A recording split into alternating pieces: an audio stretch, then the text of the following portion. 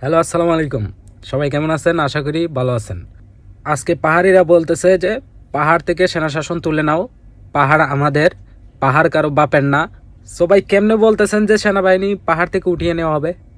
কেন সেনাবাহিনী পাহাড় থেকে উঠিয়ে নেওয়া হবে? কেন সেনাবাহিনীকে আপনাদের খাবারে হাত দেয়? আপনাদের খাবার খাইতে চায় না? এরকমও তো না। আপনাদেরও নিরাপত্তা থাকবে, আর আমরা যারা পাহাড়ে ঘুরতে যাই তাদেরও নিরাপত্তা থাকবে। পাহাড়ে গিয়ে তো আমাদের নিরাপত্তা নাই রে ভাই। পাহাড়ে গিয়ে তো আমাদের নিরাপত্তা নাই।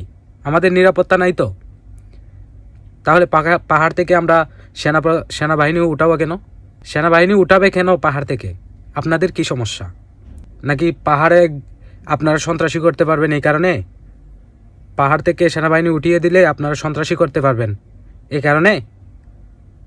আপনারা বলতেছেন আপনারা বাঙালি না। আরে ভাই, বাঙালি না তো আপনারা কি? আপনারা বাংলাদেশে, আমরা একই দেশে বাস করি, কিন্তু আপনারা বলতেছেন আপনারা বাঙালি না। তাহলে বাঙালি নাতে কি আপনারা? কি বাংলাদেশি বাঙালি? বাঙালি তাই না? তাহলে বাঙালি বলতে পারবো না কেন আপনার? মানে আপনারা বলতেছেন আপনারা বাঙালি না। আরে ভাই শুনেন, যদি আপনারা মনে করেন যে বাংলাদেশি না হয়ে, বাঙালি না হয়ে আপনারা বাংলাদেশের একটা ইঞ্চি মাটিও নিতে চাইবেন, পাবেন না। সেটা সম্ভব না, কোনোভাবেই সম্ভব না। কারণ বাঙালিরা রক্ত দিয়ে 30 লক্ষ শহীদের বিনিময়ে এই বাংলাদেশ, 30 লক্ষ শহীদের রক্তে কেনা এই বাংলাদেশ, এখান থেকে একটি কোনাও কাউকে দেওয়া হবে না।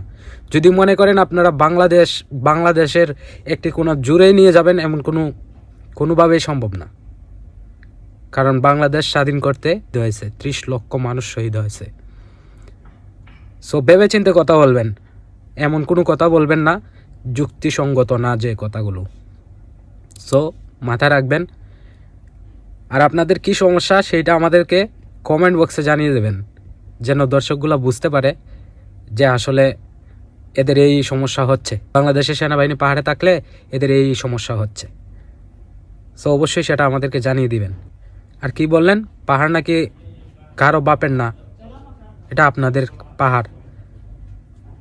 আরে ভাই, এটা তো রাষ্ট্রীয় সম্পদ রে ভাই, এটা বাংলাদেশি সম্পদ, বাঙালির সম্পদ।